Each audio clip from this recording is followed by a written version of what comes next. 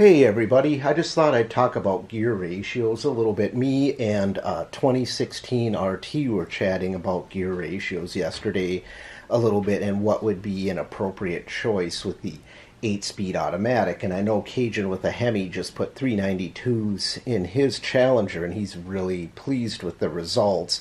And then I also know like Challenger of the Day, his is a 6-speed manual and he has 392s factory in that. So I'm just going to show you a few gear ratios and kind of explain my thinking of why 390s or 392s would be way too low with the 8-speed automatic. So we're going to look at some gear ratios. Oh, first of all, I guess Riding in Style ordered a Demon because the first Demon arrives in Hawaii. So here we go.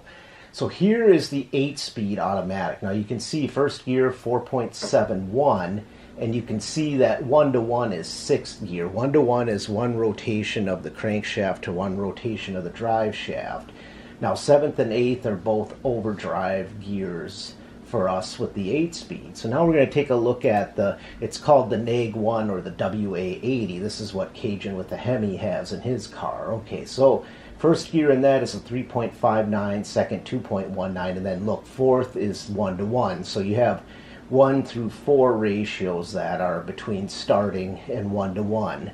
And then the overdrive ratio is 0.83. Now let's look at the old school automatics. So now if we look at the 904 here, 2.45 was first gear. There was actually a modification which was done to my friend's car with the Duster where you could put a lower planetary gear set that they used in trucks, and it was a 2.74 first gear, but that's a whole nother story. So at any rate, so let's just go back here to the 8-speed, right? So 4.71 is our first gear ratio, right? Let's bring up our calculator here once.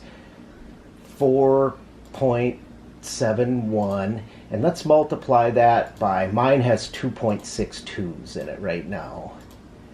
Okay, and that gives us 12.34 as our starting ratio, okay? So 12.34. Now, let's clear that out and do the 4.71, and let's multiply that by 3.09, which I think would be a great gear ratio.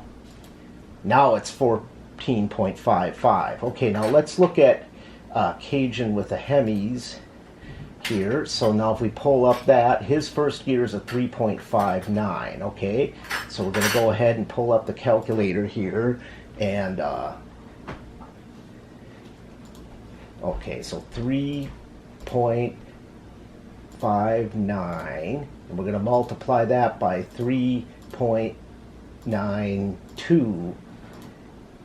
So look at 14.07. So actually, if you had 309s in our 8-speed automatic, our total gear ratio out of the whole would be 14.55. So actually lower than what Cajun with the Hemis is with the 392s. So now let's go ahead and let's clear this out.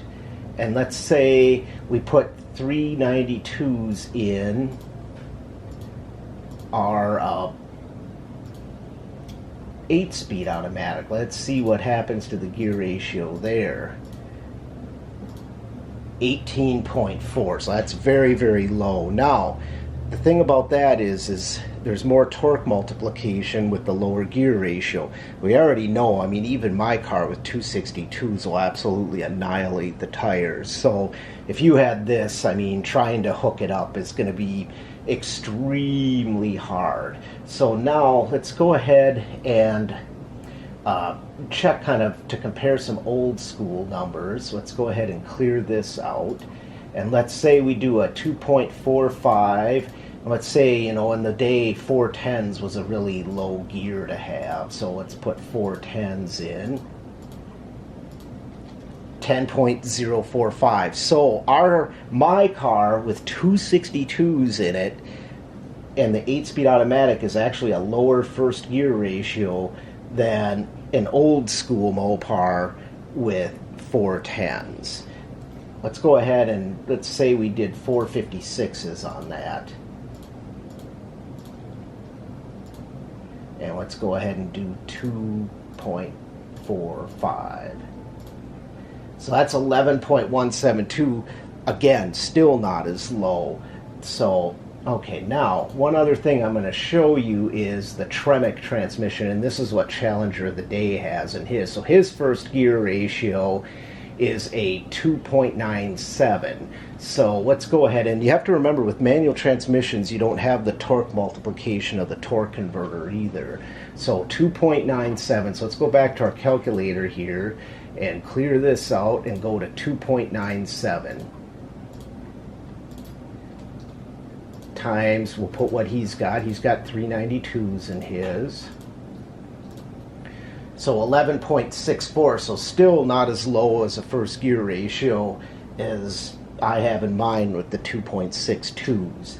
So I believe that the 3.09 is a great gear ratio with the 8-speed automatic. I think as you start going lower, it's just going to be so hard to have traction. And in the old days, you know, when you were drag racing, what your goal was to try to have your peak RPM going through the trap. So you take your mile per hour, figure out what your peak RPM of your engine was, and calculate it out to your gear ratio.